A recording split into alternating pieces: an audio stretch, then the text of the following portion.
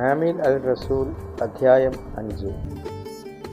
എന്നാൽ അനനിയാസ് എന്നു പേരുള്ള ഒരാളും അവൻ്റെ ബീവി സഫീറായും കൂടി അവരുടെ പറമ്പ് വിറ്റുകിട്ടിയ പണത്തിൽ കുറച്ച് അനനിയാസ് ബീവിയുടെ അറിവോടെ മാറ്റിവെച്ചു.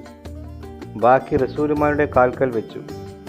സഫാൻ ചോദിച്ചു, അനനിയാസെ, റൂഹുൽ ഖുദ്ദൂസിനെ കരുതാപ്പാക്കാനും പറമ്പ് വിറ്റുകിട്ടിയ പണത്തിൽ കുറച്ച് മാറ്റിവെക്കാനുമായി ഇബ്ലീസ് നിന്റെ കൽബിനെ മാറ്റിയതെങ്ങനെ?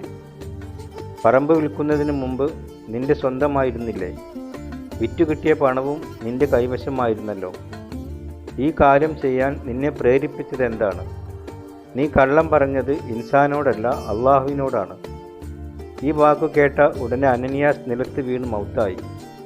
ഇത് കേട്ടവരെല്ലാം പേടിച്ച് ബേജാറായി. ചെറുപ്പക്കാർ അവനെ കഫൻ ചെയ്ത് പുറത്തു കൊണ്ടുപോയി ഖബറടക്കി.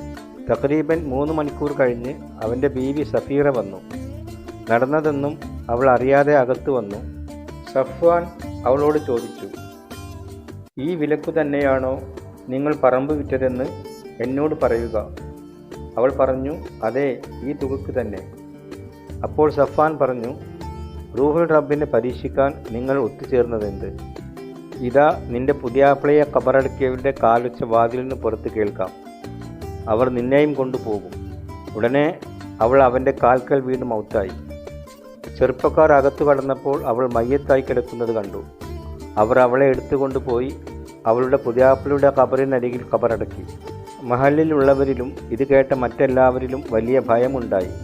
റസൂലുമാരിലൂടെ ഇൻസാനിയത്തിൽ ഏറെ അലാമത്തുകളും കുദ്റത്തുകളും നടന്നു. അവർ ഏക മനസ്സോടെ സുലൈമാൻ പണിത മണ്ഡപത്തിൽ ഒരുമിച്ച് കൂടി വരിക പതിവായിരുന്നു. മറ്റുള്ളവരിൽ ആരും തന്നെ അവരോട് കൂടിച്ചേരാൻ ധൈര്യപ്പെട്ടില്ല. എന്നാൽ ജനമെല്ലാം മുഅ്മിനീങ്ങളെ ബഹുമാനിച്ചിരുന്നു. റബ്ബിൽ ഈമാൻ അർപ്പിച്ച പുരുഷന്മാരുടെയും സ്ത്രീകളുടെയും എണ്ണം വർദ്ധിച്ചു, മുഅ്മിനീങ്ങളോട് ചേർന്നു.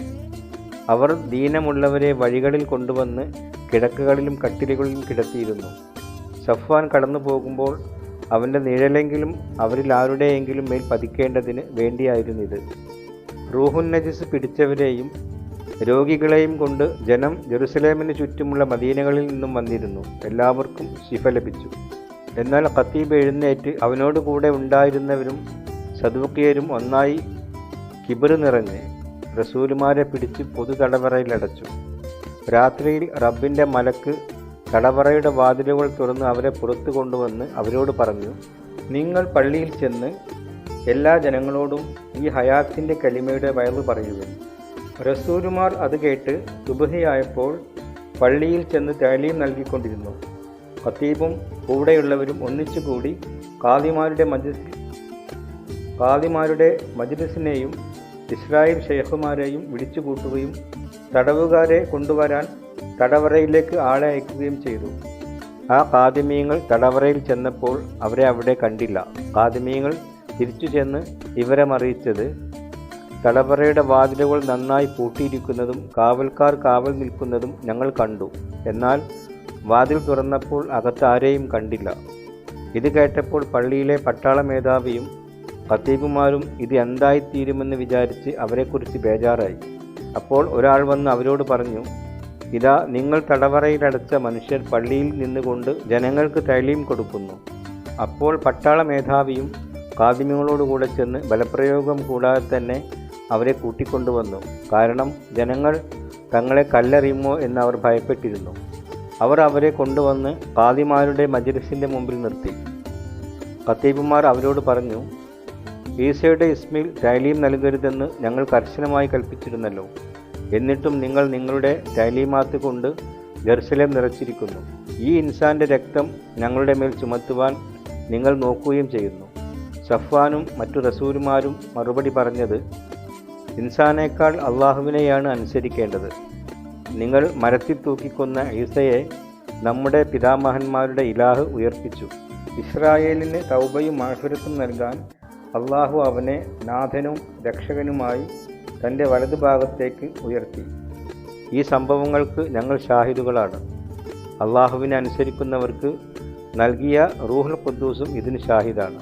ഇത് കേട്ടപ്പോൾ അവർ കോപിച്ച് റസൂലുമാരെ കൊന്നുകളയാൻ ആഗ്രഹിച്ചു.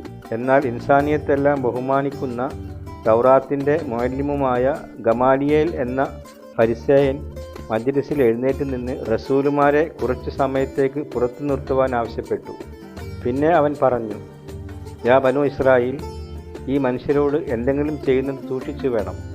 കുറേ നാളുകൾക്ക് മുമ്പ് താൻ ഒരു അലീമായവനാണെന്ന ഭാവത്തിൽ ദേവദാസ് പ്രത്യക്ഷപ്പെട്ടല്ലോ. തഖ്രീബൻ 400 പേർ അവൻ്റെ കൂടെ ചേർന്നു. എന്നാൽ അവൻ കൊല്ലപ്പെടുകയും അവൻ്റെ അനുയായികൾ ചിതറി ഒന്നുമില്ലാതാകുകയും ചെയ്തു. പിന്നെ ജനസംഖ്യ ഹിസാബ് ചെയ്യുന്ന വക്തിൽ ഗലീലിയനായ യൂദാസ് പ്രത്യക്ഷപ്പെട്ട് കുറേ പേരെ വശീകരിച്ച് അനുയായികളാക്കി. അവനും നശിച്ചുപോയി, അനുയായികളൊക്കെയും ചിതറിപ്പോയി. അതുകൊണ്ട് ഞാൻ നിങ്ങളോട് പറയുന്നു, ഈ ആളുകളിൽ നിന്ന് അകന്നു നിൽക്കുക, അവരെ അവരുടെ വഴിക്ക് വിടുക. കാരണം ഈ ഫിക്റും അമലും ഇൻസാനിൽ നിന്നാണെങ്കിൽ അത് നശിച്ചു പോകും. എന്നാൽ അള്ളാഹുവിൽ നിന്നാണെങ്കിൽ അത് നശിപ്പിക്കാൻ നിങ്ങൾക്ക് സാധിക്കുകയുമില്ല. മാത്രമല്ല, അള്ളാഹുവിനെ എതിർക്കുന്നവരായി നിങ്ങളാകരുത്. അവർ ഗമാലിയേലിൻ്റെ തഅലീം കബൂൽ ചെയ്തു. അവർ റസൂലുമാരെ അകത്ത് വിളിച്ച് ചമ്മട്ടി കൊണ്ടടുപ്പിച്ചു. ഇനി ഈസയുടെ ഇസ്മിൽ സംസാരിക്കരുത് എന്ന് കൽപ്പിച്ച് അവരെ വിട്ടയച്ചു. അവരോ ഈസയുടെ ഇസ്മിൽ അപമാനം സഹിക്കാൻ കഴിഞ്ഞതിൽ സഹാദത്തിലായിക്കൊണ്ട് ഖാദിമാരുടെ മജ്‌ലിസിൻ്റെ മുമ്പിൽ നിന്നും പുറത്തുപോയി. എല്ലാ ദിവസവും ബൈത്തുകളിലും ചെന്ന് ഈസയാണ് അൽ മസീഹ് എന്ന് വയലു പറയുകയും ചെയ്തുകൊണ്ടിരുന്നു.